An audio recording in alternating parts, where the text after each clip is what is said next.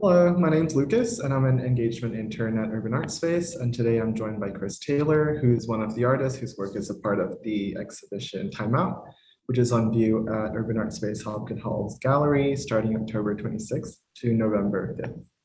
Timeout exhibits the work of the current and accomplished staff at Ohio State University's Department of Art, and the exhibition displays the work of 19 artists within the faculty who help make and maintain the art program at The Ohio State University. For more information about the show, please visit our website at uas.osu.edu/events/timeout. So to begin, could you introduce yourself and tell us a bit about your practice as an artist and the work that you are just currently on display at the exhibition? Sure. So my name is Chris Taylor. I teach art at the Newark campus, the regional campus of OSU. Been teaching there since about 1996 or so. I graduated from OSU with my MFA in '96. And I think I've been teaching there pretty steadily ever since. When this show started, when you started first organizing things, I was a senior lecturer. I have actually been promoted somewhat now. And my official title now is Assistant Professor of Teaching in the Department of Art.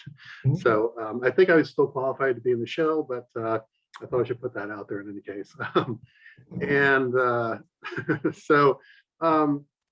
Yeah, so I teach mainly the foundation level courses out there, beginning drawing and two-dimensional art. And let's see, my own work, the two works I have in the show are Coast and Primer. And they, nicely enough, I think represent the work I've been doing since about 2015.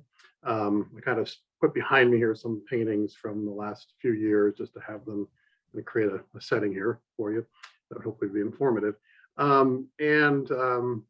That work has evolved a lot, but there are certain things that have kind of been consistent about it. One has been these sort of cartoonish, simple shapes, and the other has been very bold, saturated colors. And the other thing that's been consistently a part of them has been a lot of play with figure and ground, a lot of play with space. Figures in these paintings generally extend through or across various discontinuous spaces and ground, creating all sorts of paradoxes, conflicts, and so forth. In that way, they kind of flip some figure ground relationships, as well as disrupting the spatial order that otherwise exists in those paintings. The newer ones that are included in this show, since I began in about 2020, include these cast shadows that you see cast from some of the planes in the painting. And that just tends to kind of further complicate the figure ground relationships and the spatial logic. It also creates an interesting relationship between the inside and outside of the paintings, because the shadows inside the paintings tend to mimic the shadows that are cast around the paintings as they sit on a wall with light bouncing off them. Yep. Great. Thank you for the foundation that you've given us about your background. So could you speak a bit about what went into deciding which pieces to display for this particular show? Sure. The two that I picked out, I thought were pretty representative of, especially the most recent work I've been doing, having a lot of the illusionistic cast shadows, those sort of tremolo sort of effects, as well as the patterns, the shapes of the loops and the bricks and the squiggles and these things that are just kind of characteristic of all the works I've been doing.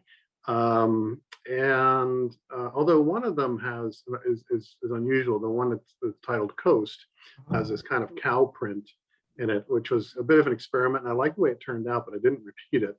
Most of the paintings you can see behind me here, these sort of cloud sort of patterns, that's more common. And that I've been using again for years. But I decided to throw in that one just because I like the fact that it was distinctive, that it was something a little outside of the trend of my work with the cow pattern. But I mean, it serves the same function, it serves the same purpose. So it's still, like I said, it still ends up being pretty representative of the work I've been doing. Interesting. Oh, that's a really interesting point. So with regard to your work on a more general scale, could you speak about your work as an artist and your work as an educator? And is there a relationship between the two? And if so, how would they relate to one another? Um, yeah, I thought about that question before this, and I was going to ask for some clarification, but you've actually kind of clarified it somewhat now for me, Oh, I think. So there's a teacher, a guy who used to go to OSU and then was a teacher for OSU, and I think he still is, Sean Foley. I just want to quote him because he said right. something I thought was really that stuck with me over the years. This is back in the 90s when I was first getting to know him. And he said at that time, if I stopped teaching today, I would still make art. But if I stopped making art today, I would probably stop teaching.